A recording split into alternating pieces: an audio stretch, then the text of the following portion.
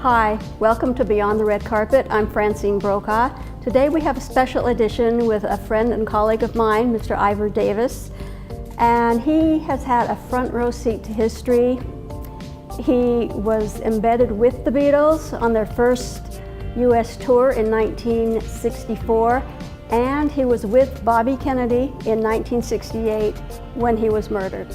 So he's got some fascinating stories to tell, and we'll get right to it in a few minutes. Stay with us, we'll be right back.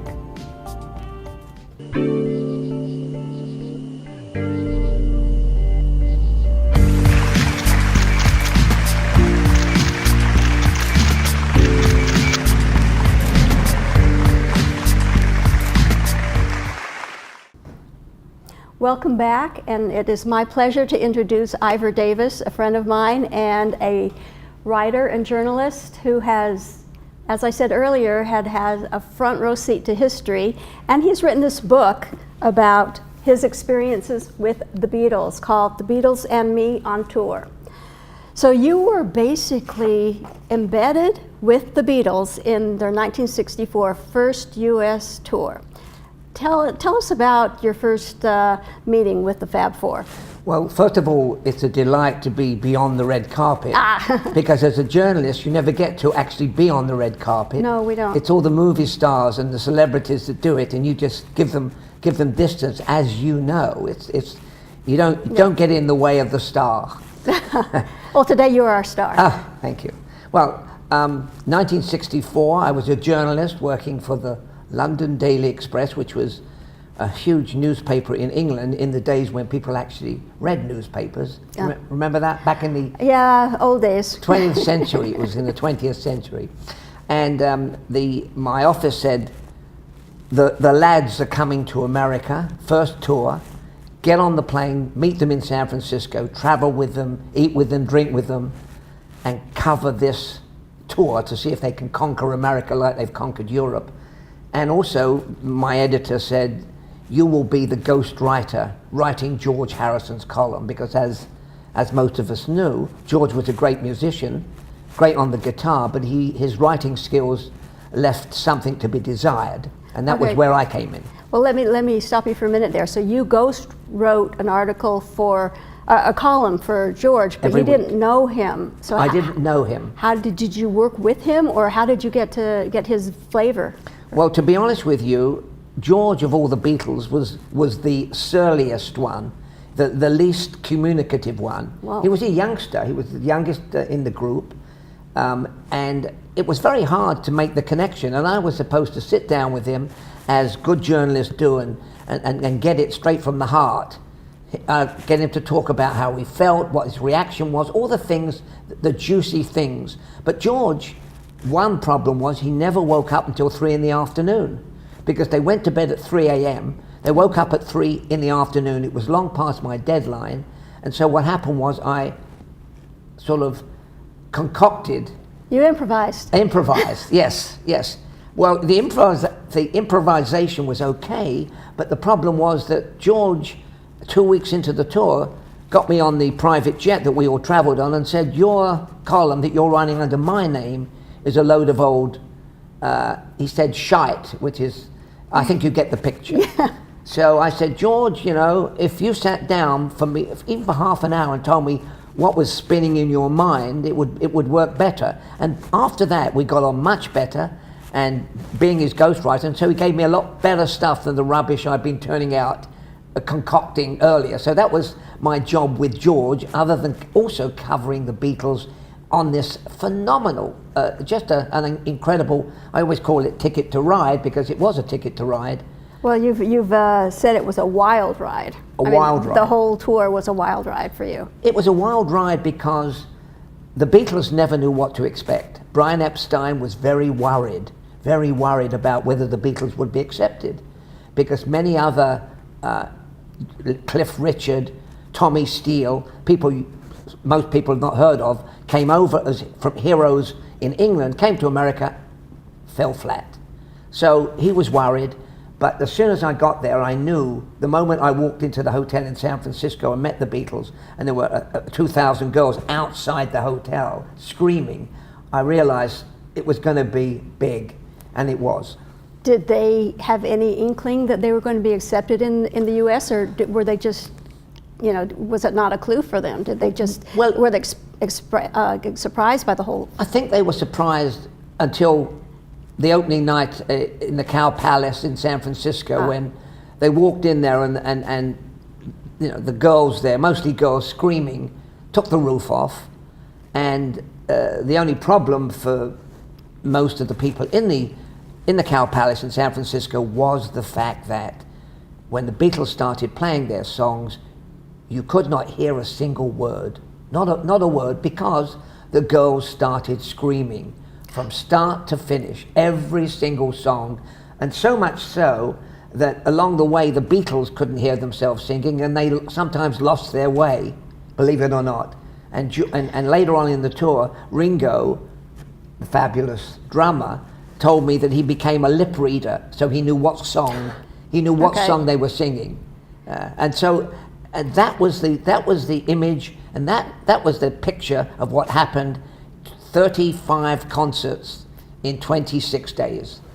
Okay, so they were very young. These were the early Beatles.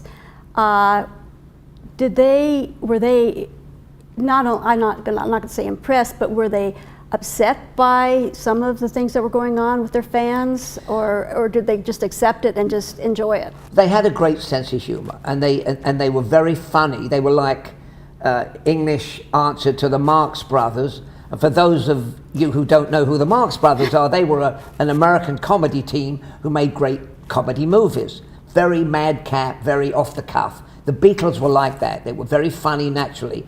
And that kind of got them through. I mean, they were pretty sensible guys, even though they were idolized by these young women.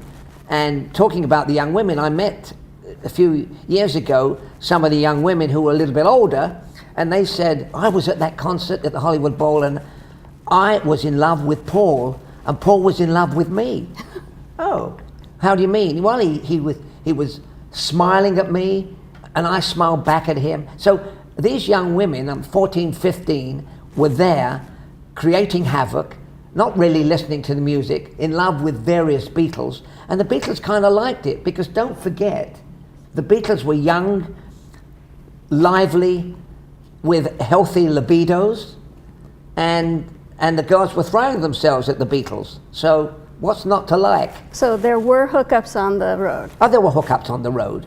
We didn't write about it. I didn't write about it. I knew if I said that John, who was married at the time, hooked up with somebody, which I saw a little bit of hanky-panky going on on occasions. If I wrote about that, Brian Epstein, their manager, would have given me a ticket to home.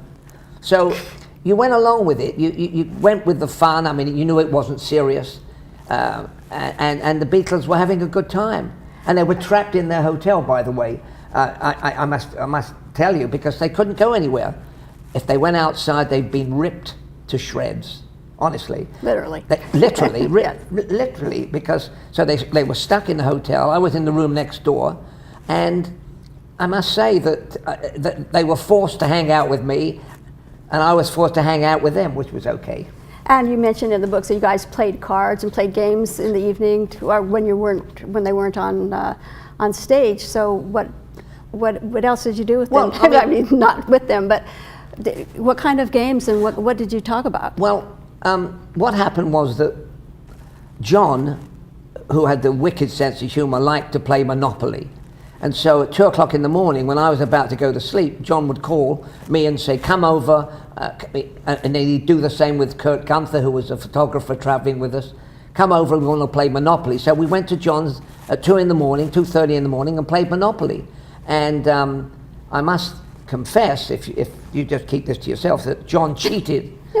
Because every time he rolled the dice and he didn't land on the property he wanted, he rolled again. So John was a bit of a cheat. But it was fun, and we went along with it, because myself and the photographer, we were their recreation, not physical recreation, game recreation. And it was fun, because as I said, they could not step outside their hotel. So you basically became their confidant as well.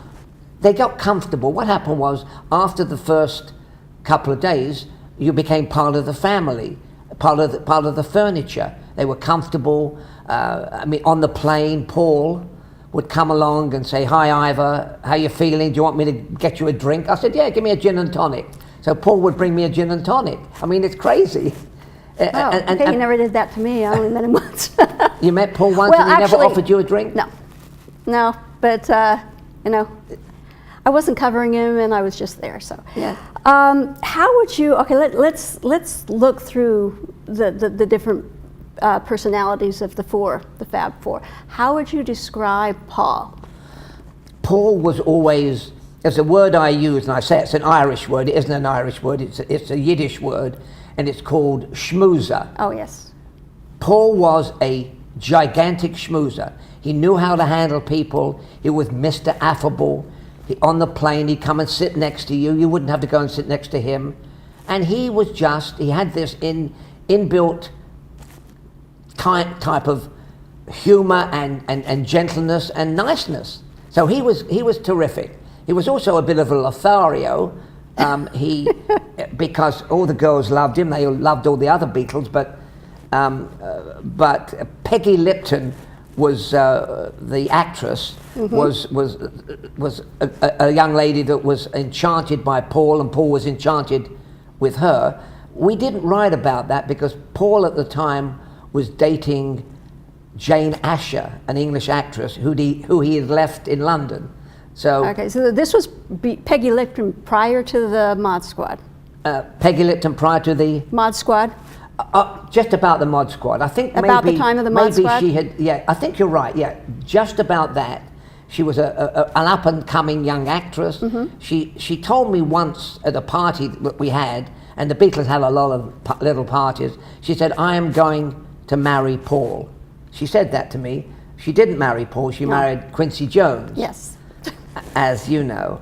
And so that was Paul, a charming man, still a charming man in his 70s.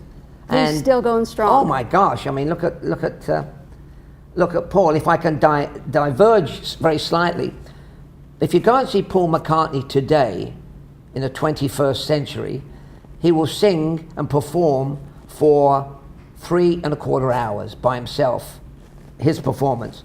I'm going to ask you a question, may I? Sure, go ahead. Okay. When the Beatles toured and I traveled with them in 1964, how long would you guess they performed for on stage at every concert? Take a guess. Well, I read your book, so that's not fair. Go ahead. It was 26 minutes, yes. 27 minutes. That was not long. I mean, can you believe an entertainer today getting on stage and leaving after less than half an hour?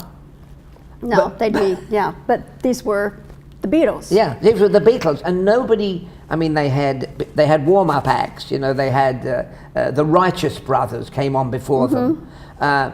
Jackie DeShannon came on before them. Nobody cared who came on. They could have brought on, you know, the Luton Girls Choir or the Orange County Girls Choir, if there is an Orange County Girls Choir. I don't know about that. Nobody cared. They just wanted the Beatles. For the 26 minutes, for the they 26 were happy. Minutes. 26 minutes of unlistenable music because you couldn't hear them. Their music was great, but you couldn't hear them singing. Okay, that's John. Yes. No, that's Paul. How about George? You said George was George was kind of feeling his oats, as I would say. He was not the most affable. He had a great sense of humor, a very dry sense of humor. We got on better after we had this little confrontation. Right. I quite liked him, but I liked John better. Really? Because John was wild and wacky. John had he had a lightning fast mind. And you've done a lot of showbiz interviews, and I don't know if you ever interviewed Robin Williams. Yes, many times. I mean, Robin Williams was warp speed mind. Exactly. You couldn't keep up with him. I mean, you've done interviews with Robin. I always thought that when you did Robin Williams, and I know we're not talking about him, but he was such a genius. If you do Robin Williams and you release your tape as a long-playing album, it's a bestseller. It was incredible. I really hated transcribing anything from Robin Williams because you'd have to keep going back because he would never stop. Yes. So you're saying that's what John That was John Lennon's mind, sharp, swift, lightning speed. And John also did impersonations. I mean, he could do. I remember we were stranded in Key West, Florida. There was a hurricane coming, and we spent 24 hours in Key West, Florida, in a motel, and we were watching in John's suite, watching Fidel Castro do his 4-hour speech. And after about 20 minutes, John stood up and did a Fidel Castro impersonation. And he was spot on all that. Oh, brilliant. I mean, a Liverpool lad doing Fidel Castro, and John didn't have a big bushy beard. I don't think so. Okay, Ringo. Ringo. Well, you know, I always say Ringo, I mean, what can you say about drummers? They're a little bit... I'm a drummer. Oh, you're a drummer, okay. Yes. Well, then I'm gonna throw this back at you. Okay. I mean, drummers are supposed to be a little bit crazy, a little bit off the wall. I don't. You don't think so? Are you a little bit I guess crazy they and off are. the wall? Not me, but go ahead. Not you? And Ringo also was I mean, you've got to remember they're very young. I mean, you see today Ringo with his Peace and Love, and Sir Ringo, Sir Richard Starkey now, finally got the Queen of England to give him a knighthood. And Ringo was, I mean, he was a street lad from Liverpool like the other boys were. And they didn't have sophistication. They had wit, they had innate charm, innate comedy, funny guys. If you look at any of those press conferences, everywhere we went, we stopped. We had a press conference for the visiting, for all the media, the television, and the Beatles were like a comedy duo, but they never wrote the script. They played off of each other. They could finish each other's sentences. So they were an incredible quartet of musicians and human beings. So they were quartet on and off the stage. They were. I mean, in person, they never complained much. I mean, the only thing that they complained about, I remember, no, they didn't complain about. Brian Epstein, who was making a fortune with them, sell out concerts, kept telling them, for God's sake, cut back on all room service. Cut back on room service. So, but Brian was trying to be a fiscal guy. He was the manager. He was the guy, as you know, Brian Epstein was the guy who created the look, the image, the haircuts, the suits, and he dragged them out of the Berlin red light district, and there's kind of greasy hair, and they're smoking, swearing, talking to the audience to deliver 4 clean-cut guys who enchanted America in 1964 and continued to enchant America forever. That's great. We'll be right back with more about the Beatles in a minute. Stay with us.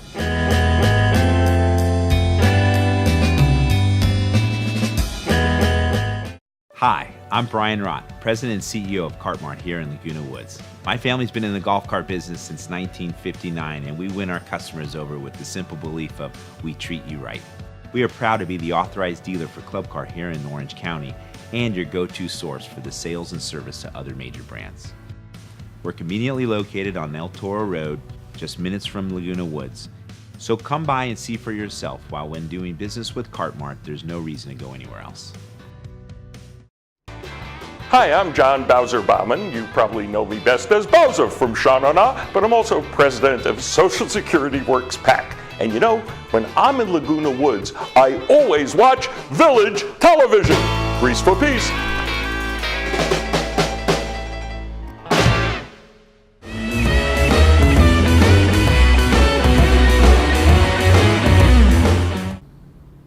Hi, welcome back, and we are talking still with Ivor Davis about his experiences with the Beatles. And before we get into I know there were a lot of warm-up acts for the Beatles that have gone on to fame and fortune themselves, but I just want to ask you something that some people have asked me to ask you, actually. Were there any infighting instances with the Beatles, or did they ever get on each other's nerves, or could they just roll with the punches, or, you know?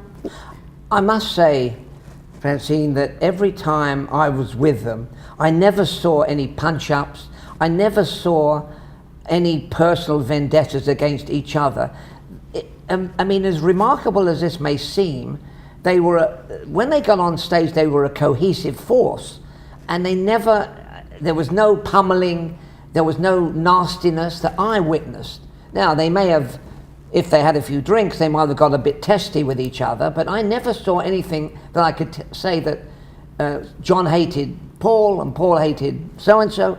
Don't forget, they were pretty unified because not long earlier in that year, they had ejected their drummer, Pete Best. Right. Pete Best was a good-looking guy.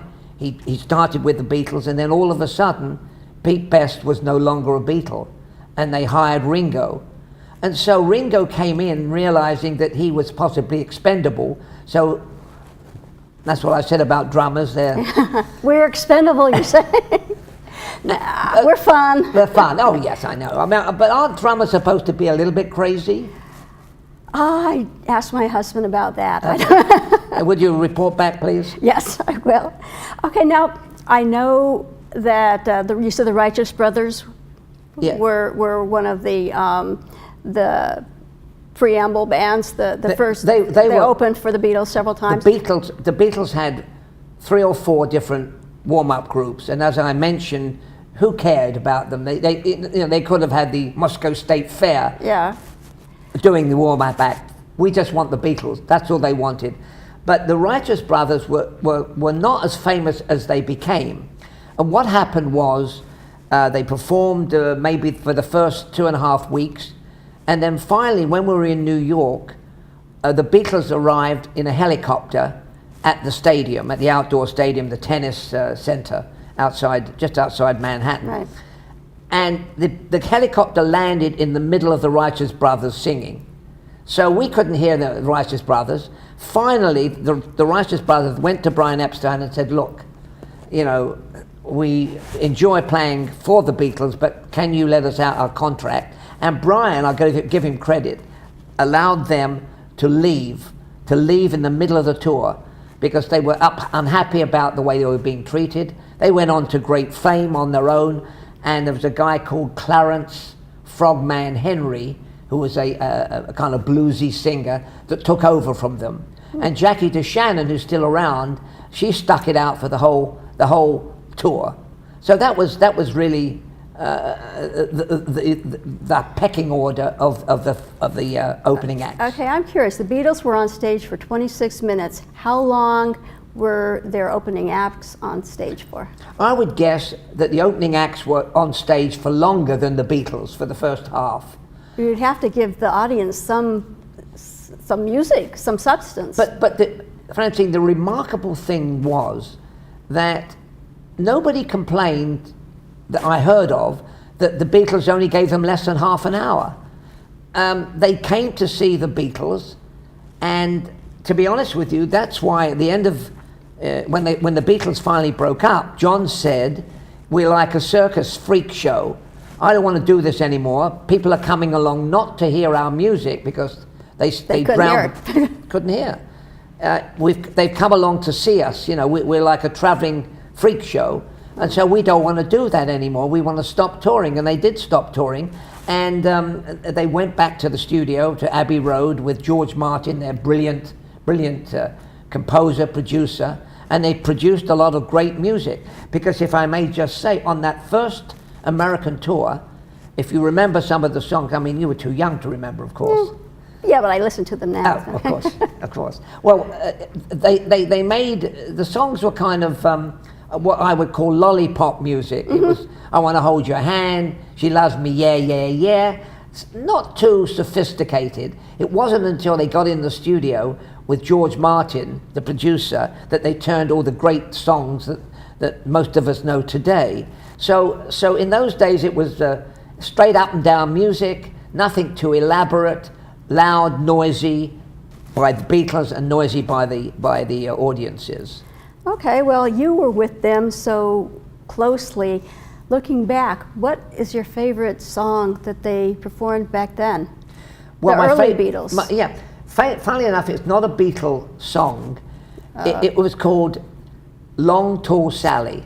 And the reason is, first of all, my wife, who I wasn't married to at the time, was named Sally. Sally, yes. And so that was nice. But I should tell you, what happened was, once I heard Long Tall Sally, I knew that was my exit strategy, because that was the last song. And as soon as we heard Long Tall, those of us, the DJs, ran backstage, jumped into limousine number 2. Limousine number 1 was warming up, and we knew that if we better get out the stadium fast. As soon as the Beatles finished, we were in the limo. I was in the limousine number 2. Out came the Beatles running, jumped into limo number 1, and we were roaring out of the stadium before anybody even got to their feet. We were gone, back to the hotel, to the airport, to wherever. But the other thing was that the Beatles used many tricky techniques to escape their fans. And I can tell you, on one occasion they got into an ambulance, and the ambulance went roaring out with a red light screaming. They went in a meat truck.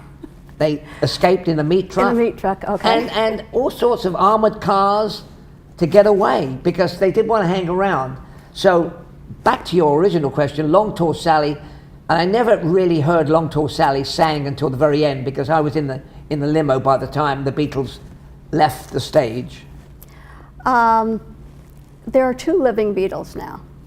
Do you have any contact with them at all? I did see Ringo a couple of times. He plays with the Ringo All-Star Band. He's touring the world. And what happens is, when you go backstage, there's like 200 people lining up.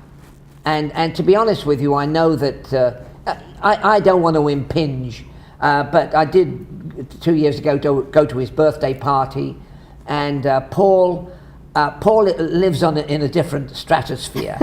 Although Paul likes to, Paul, a friend of mine in Liverpool, said that Paul showed up in Liverpool, and they have 8-foot statues of marble in the Liverpool Centre Square, and Paul was there. Believe it or not, he just dropped in, and people were just boggled because Paul McCartney posed in front of his statue. Oh. This was about a week ago. A week ago. Oh my gosh. From now, yes. So Oh, wow. Paul gets That's- around, but I'm sure you can imagine if Paul showed up at a shopping centre or in a restaurant, No, and it's he'd be just- mobbed, and so would Ringo. So they are fairly carefully scrutinised, but I know for sure that Paul likes to get out and about in a semi-disguise. So if you see a semi-disguised looking guy who's Paul McCartney, it probably is. Okay, I'll keep my eyes open for Good, that. good. And one last thing before we move on. Didn't I read about them with Elvis? Yes. Yes. Oh. Let's talk about Elvis and that the Beatles. that was remarkable. Yes. Now, John Lennon grew up loving Elvis, and he always wanted to meet Elvis. During the first year of the tour, a lot of movie stars and hangers-on wanted to meet the Beatles, and the Beatles didn't want to meet too many people. They met Bob Dylan, they met Joan Baez, but a lot of the movie star people, Liberace, they weren't crazy about. They met Liberace, but he came backstage in Las Vegas. So many people wanted to meet them, and what happened was Elvis was top of their hit parade. 1964, Elvis was working on movies. The Beatles were running around the country. They never met. 1965, I got a call. I knew that was going to happen. Get over here. We're going over to meet Elvis. So I went over to the house where they were renting in Beverly Hills. We took the 2 limousines. We went to Elvis's mansion. He'd bought a house. He lived in Beverly Hills because he was making a lot of fairly crappy movies. Well, 3 or 4 movies a year. The same movie, a different leading lady. Yeah, that's what they've been described as. But And there we were. And the Beatles were very excited. In fact, they always refer to the fact that they managed to have a couple of cups of tea on the way over to the house, which was a sort of code word for something a little bit stronger. So by the time they got there, they were all a little bit merry. But when we went into Elvis's house, there was Elvis and his Memphis Mafia sitting around, and I remember being a fly on the wall there, because for the first 10 minutes, nobody said anything. They sat around, and there was Elvis looking like Elvis, but I always remember he had sideburns that were like the old shag carpeting. I remember the Yeah, shag carpeting. Yeah, and it was so deep. Finally, after 10 minutes of nobody doing anything, nobody acting as a go-between, Elvis jumped up and said, hey, you know, didn't you guys come over to jam? Otherwise, I'm going to bed. Well, of course, that broke the ice.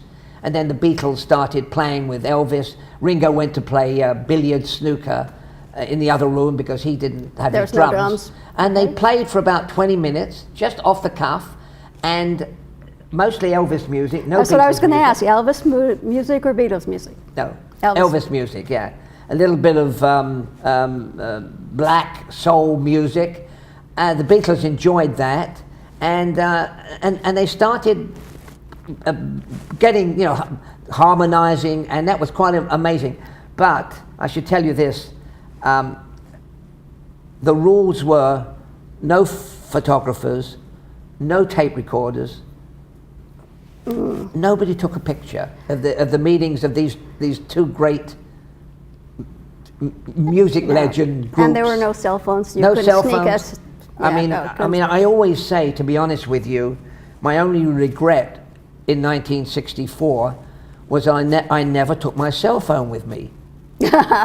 Well, okay, Okay. you're forgiven for that one. Yeah, okay, thank you. So nobody has a picture of Elvis and the Beatles. And I'll tell you, if we have time for a very quick follow-up, the Beatles loved that. They had a great time with Elvis finally.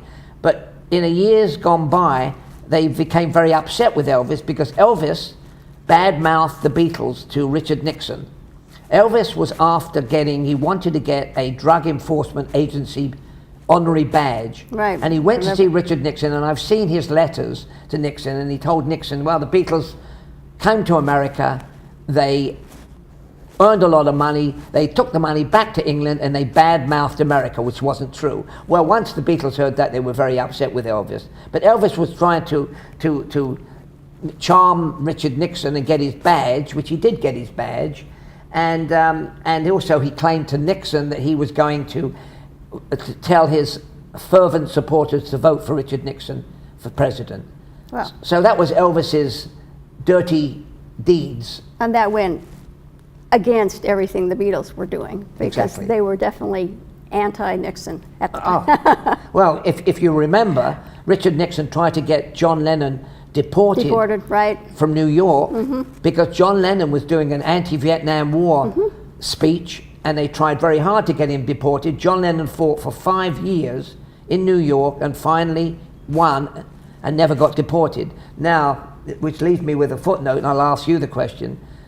Can you imagine if John Lennon had been deported, he wouldn't have been at the Dakota Apartments No. that night? There's always what if this hadn't happened. And that leads us to our second half of the show. And so we'll be back in a few minutes, and we'll talk with Ivor about his experience in the Ambassador Hotel at the time Robert Kennedy was assassinated. We'll be right back.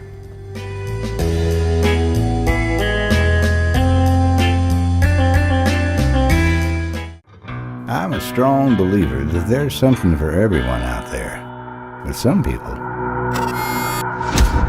never stop searching. I've looked long and hard through these parts, and I thank my lucky stars I stumbled across a special place, a unique place, where you never know what you'll find. The Trading Post, only on Channel 6. Hey Laguna Woods, it's Ken. And Lisa. Did you miss an episode of This Day? Not to worry, head over to youtube.com and search Village Television. Here you can find each episode of This Day and other community programs such as Good Day OC, Discovering Laguna Woods, and much more. Just click the red subscribe button, then click the bell to be emailed every time we upload a video. Don't miss out. And subscribe today.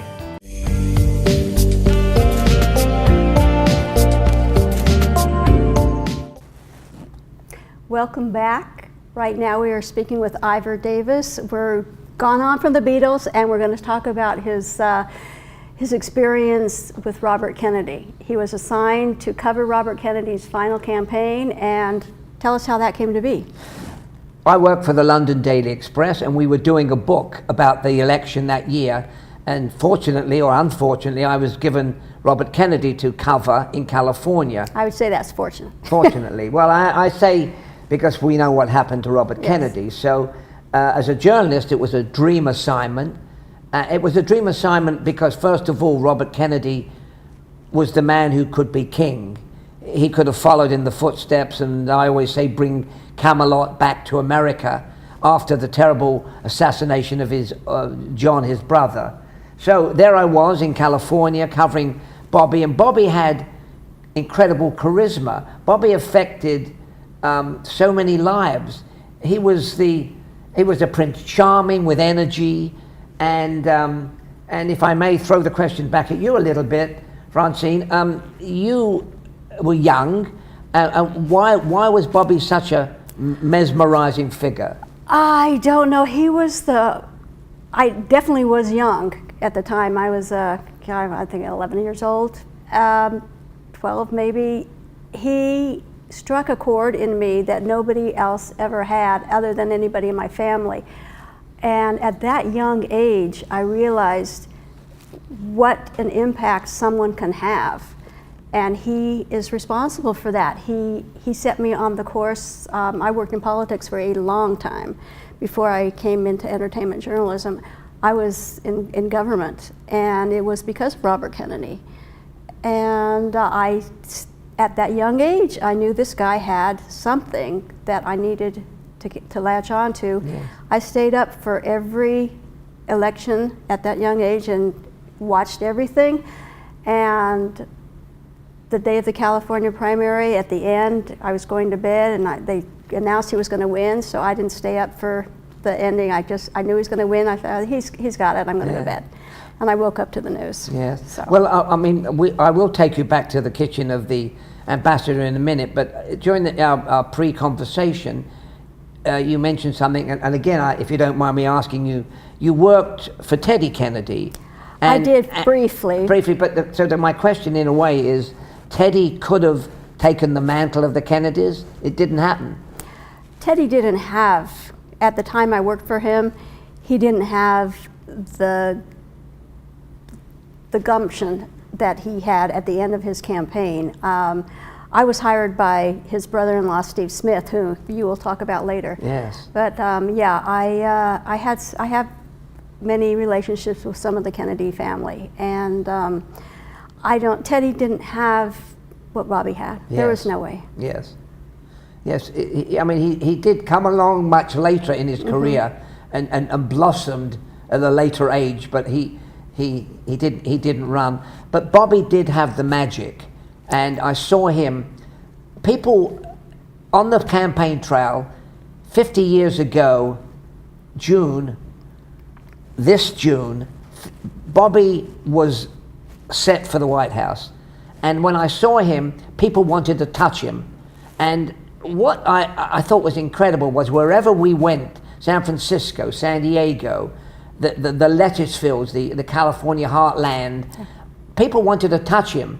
And they touched him and they held his hand so much that at the end of the campaign, in early June, his hands were bruised and blooded from touching people. They just wanted, and there was a guy that was on the campaign that was his human anchor, hung on to Bobby so that he wasn't pulled into the crowd. And I do remember him, some of the members saying that he had to go to plastic cufflinks because his cufflinks were always being torn off. Absolutely. I mean, they wanted, I don't think it was deliberate, but they wanted a piece of him. They wanted a piece of him. And so if I may jump to the night. Go ahead, you were the there. The night of the election, I was covering it. I was at the Ambassador Hotel. Bobby knew he was going to win over Eugene McCarthy. A week earlier, he'd lost to Eugene McCarthy in Oregon, but now in California, which had 174 delegates to the convention, which is a big number of delegates, Bobby had it pretty well in his hand, which would have sent him to the convention as the favorite. He made a speech. He was tired. He said, on to Chicago. And then we were going to go to a press conference. And Bobby and his bodyguards, his bodyguards, Rayford Johnson, who was a decathlon champion, and Rosie Greer. Rosie Greer, the football player, got separated. Bobby got taken through this kitchen pantry area. I followed maybe 30 to 40 paces behind, and I heard balloons bursting. I thought it was balloons bursting, 5 or 6 or 7, and screaming. Women started screaming. I rushed to the pantry door, and Stephen Smith, who was Bobby's brother-in-law, stopped me, and I said, "What's going on?" He said, "Hang on." And being the journalist that I was, I wanted to see what was going on in the pantry. And what happened was that he grabbed me by my cuff here, and I just, I was probably too enthusiastic. I pushed my way through, and he ripped my whole The sleeve, your sleeve off? the sleeve off. Absolutely ripped off. But it didn't, but it was, and I looked in there, and there was Bobby on the a cold floor by the ice machine, bleeding badly. There was Ethel just saying, "Give him air, give him room."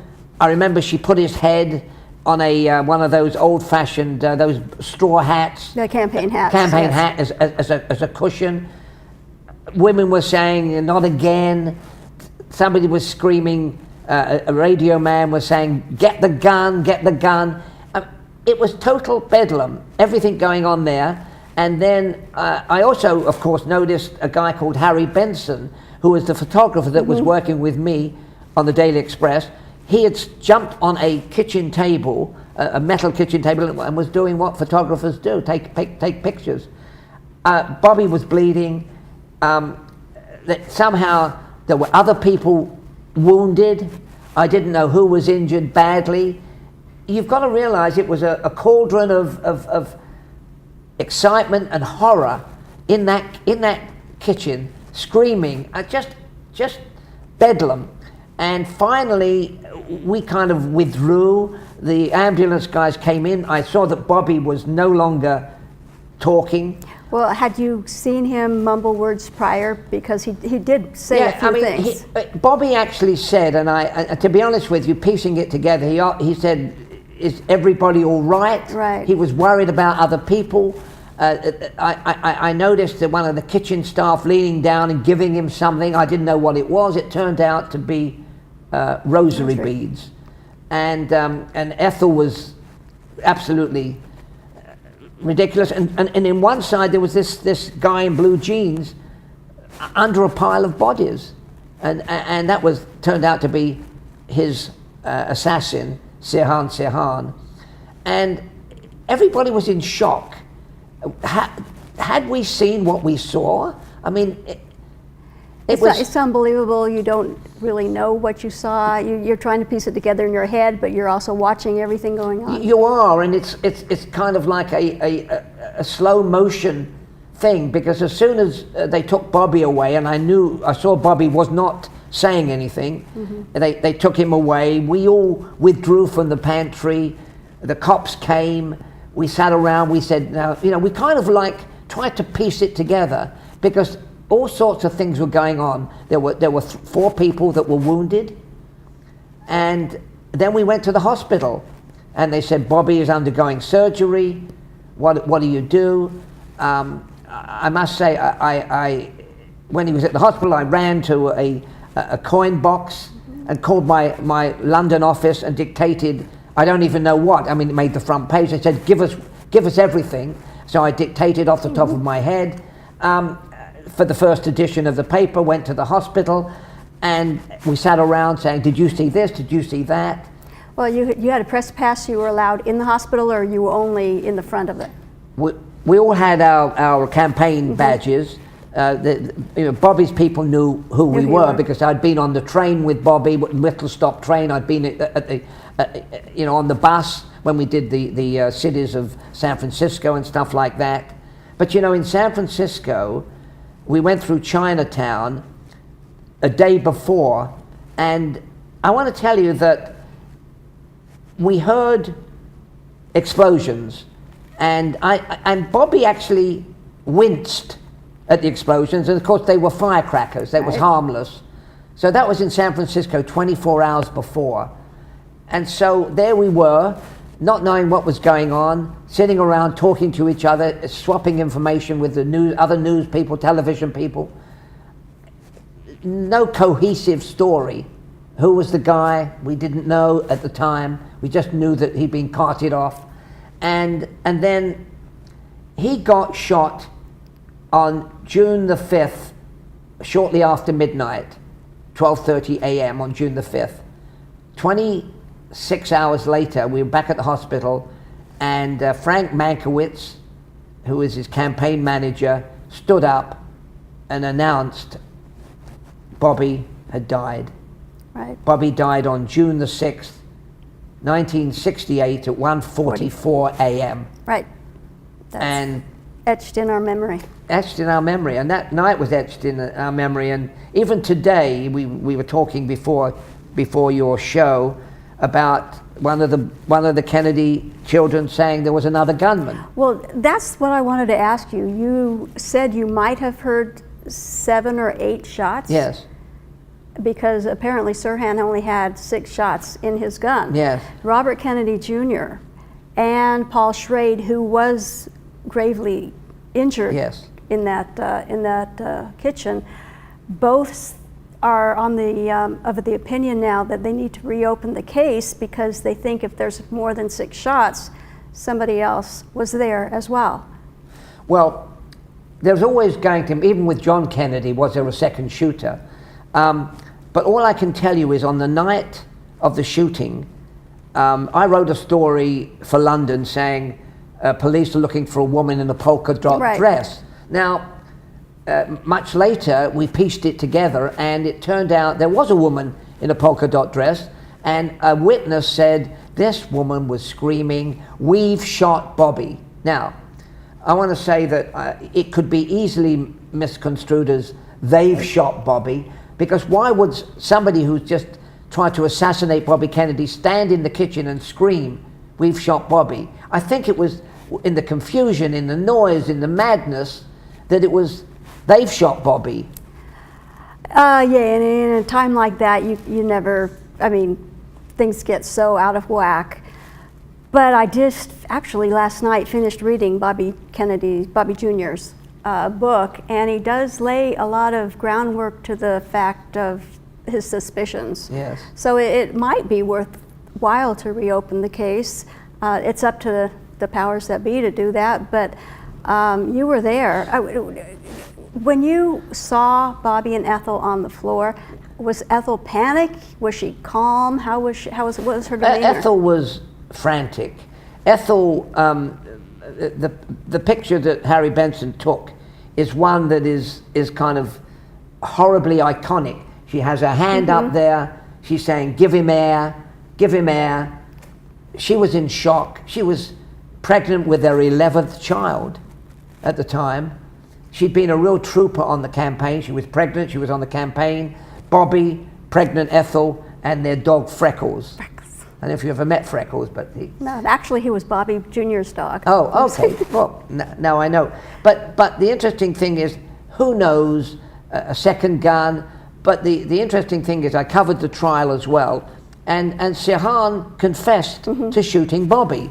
Now, I don't think Sirhan was sophisticated enough. Was he used by somebody? He said he was drunk. He said he couldn't remember. He said he didn't like Bobby because of Bobby's attitude towards Israel and Palestine, and that's why he did it.